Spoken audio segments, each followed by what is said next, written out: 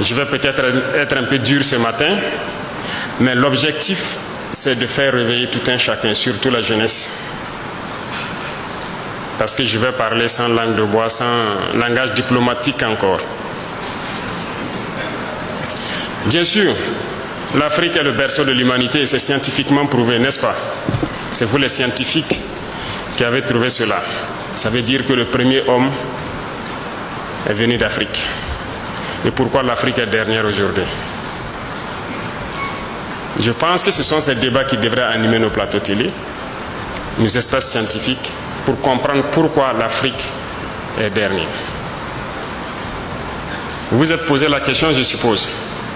Quelque chose n'a pas marché. Et aujourd'hui, le Burkina Faso a décidé de faire la révolution. La révolution est certes idéologique, politique, comportementale, mais elle est aussi et surtout scientifique, technologique, industrielle, bref, j'en passe. Il ne faut pas juste se limiter au slogan. Parce que la révolution, on parle d'endogénéité. Et quand on dit endogène, ce n'est pas juste prononcer le mot. Il faut qu'on arrive à travailler par nous-mêmes et pour nous-mêmes. Moi, je pense que Dieu est juste. Il a créé tous les hommes égaux. Nous avons les mêmes organes.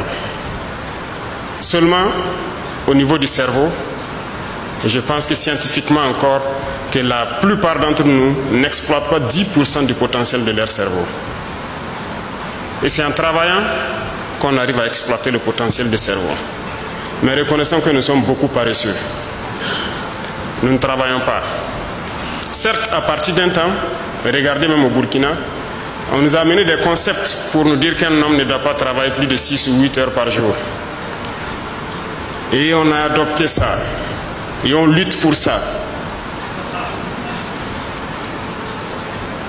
On n'est pas sérieux là.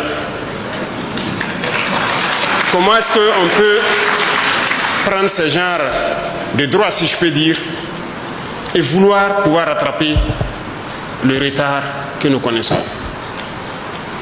Aujourd'hui, nous faisons travailler des entreprises jour et nuit. Des travaux qui se faisaient en 3 ans, on les fait en moins d'1 an. Façon Mego travaille jour et nuit. Pour des chantiers qui devaient peut-être faire 10 mois, ils le font en 1 mois. C'est bien possible. Vous savez, ils sont venus nous flatter, nous endormir avec beaucoup de concepts.